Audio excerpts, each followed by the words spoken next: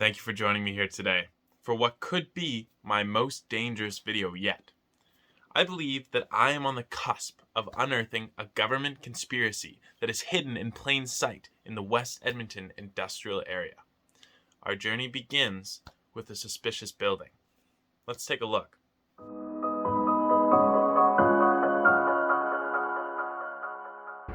Hi everyone, today we're here at 18807 Stony Plain Road Northwest, West Campus. We're discovering the conspiracy theory amongst our city. Let's go investigate further. We are approaching the building. Notice high levels of security cameras. Notice the similarities between the two buildings in West Campus. We have building number 1, owned by AECOM. 0 security cameras. We have building number 2, identical in design, yet symmetrical. 0 labels on either the storefront or the parking lot sign, and security cameras everywhere. Very strange. What is going on here? We don't know. Note that it is a Sunday and the parking lot is full of very suspicious vehicles. AECOM has a beautiful sign in front of their building that you can almost see. Tell me more about the trees. Those 3 on the left are all spruces, but they're all slightly different varieties.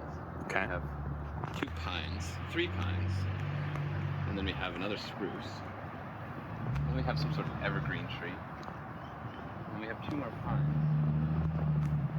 Very interesting. And then a few more spruce trees. Very tall, covering all the windows. Quite mature. It's almost like they're trying to hide something here. Almost. It's interesting. It costs a lot of money to put a mature tree like this in. So I don't know how old these trees are, how long they've been planted here, but something is awry here for sure, I must say.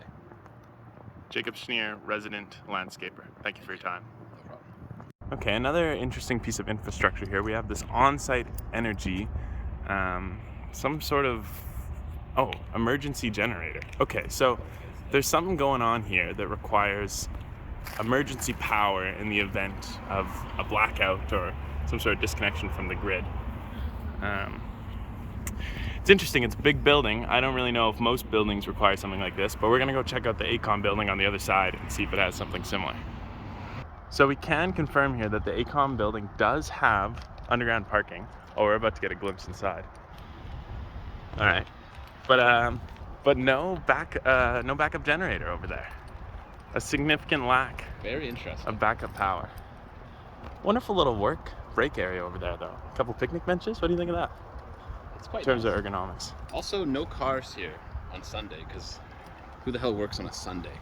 Unless Right. you're developing nuclear weaponry underneath. Yeah, then there's no days off, so. Yeah. All right. Good job, AECOM.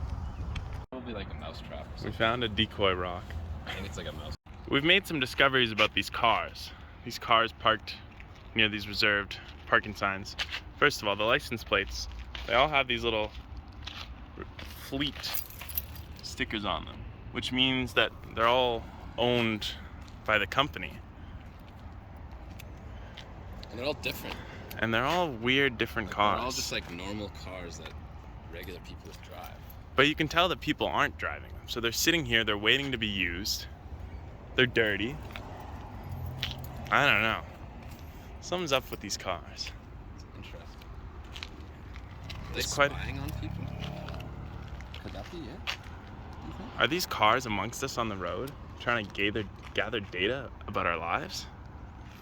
That concludes the first tour. Stay tuned for more. Well, what do we know about this building? Well, I'll be honest. This visit with Jacob here, it wasn't my first time looking into this. A few weeks back, I was biking past this building, and that's when I noticed that things weren't quite right. Luckily, I was able to stop a worker as he was leaving the building and asked him a few questions. Now, of course, I wasn't filming or recording at the time, but what I do have is a dramatic reenactment of the exact situation. Let's check that out right now.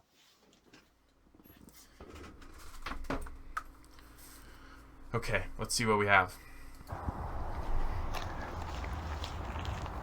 Excuse me, sir. What exactly is going on here? You can't be here. This is government property. Get out of here. And that's exactly how it went down.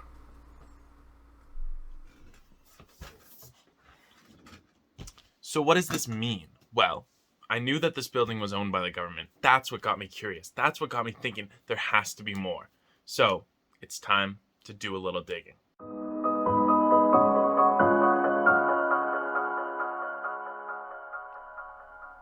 But now the investigation begins. It's time to do some research. What I have ready on this screen could change us all. Let's Google the address. Right off the bat, I'm seeing this Google Map result. This is interesting. We'll investigate this later. But I'm also seeing some hits. We have Infobel, Alberta Law Enforcement Response Teams. This seems to be their office. Interesting. Alberta Law Enforcement Response Teams. What does this mean? This website sucks. Let's see what else we have. justice.governmentofcanada.ca. Okay. A handbook for police and crown prosecutors on criminal harassment. Now we're getting somewhere. Right here. Integrated Threat and Risk Assessment Center, iTrack, Alberta Law Enforcement Response Team, Alert West Campus. What does this mean, though? And why is there a question mark next to my mouse? Interesting. We have some phone numbers here. Worth investigating further. Okay. This is good. This is very good. Police specialists. What else do we have here? Honest Door. Okay. The city estimates that this building is worth $31.7 million. Do you think the government would spend $31.7 million on a building if it wasn't important? I have no idea. Built in 2010. 2010 was a weird year. I was 9 years old. That's crazy. Royal Canadian Mounted Police. Let's see what this brings up. Alberta Divisional Headquarters. This link, it won't even let me click on the link. The link will not load. They're hiding something. I think they're tapping into my internet right now. I think they're trying to stop me from seeing whatever is on this link. Interesting. Okay. Oh! They've allowed me to see it. That's not the right building. I know where that building is. They somehow got into my internet and rerouted my search and took me to the wrong building. Interesting. Okay. Let's take this a step further. Let's go to Google Maps. Here's where I think things get really interesting. These are the buildings we've been looking at so far. You can see ACOM and you can see our mystery building right here. Notice the roofs are different colors. Okay. What I really wanted to point out, though, and here's what I've been thinking about a lot. We look at Edmonton. It's a big city. It's got a lot going on. But you know where there's not a lot going on? Right here. I mean, we're talking about a Walmart. Who cares? We're talking about a bunch of interchanges. There's like some abandoned construction business going on in this lot over here. Some houses. La Pearl. Not a very interesting neighborhood.